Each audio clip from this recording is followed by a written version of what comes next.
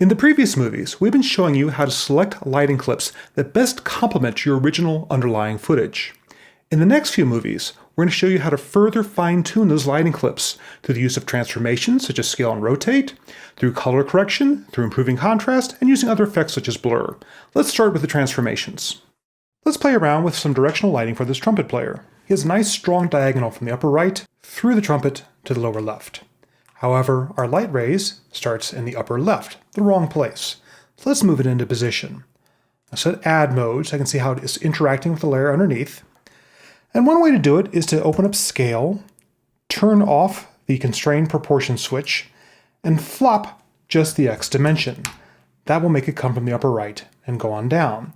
However, there's another way of doing this that I prefer. There's an animation preset called flop. What flop does is flip your image around, so this is coming from this different angle, without altering your scale values. So you can still edit your scale without worrying about changing the flop, the direction it's coming from. Okay, so now I've got the lights coming from the upper right, but the angles don't line up with the trumpet. So I'm going to press R to reveal rotation, and start rotating this footage until the light rays in it line up with the trumpet. Now I've got something that works much better with this shot. Finally, I'll type S to reveal a scale again, and start expanding out the clip to cover the entire frame. Now, since this is a background layer, I'm not that worried about it being sharp. I don't mind scaling it past 100%, which is normally a bad idea.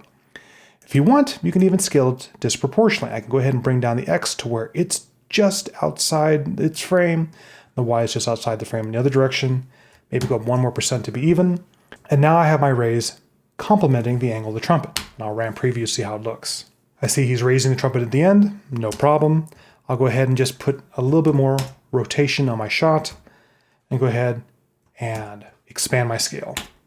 And now that works much better. It's as if it was shot this way with this lighting in the first place.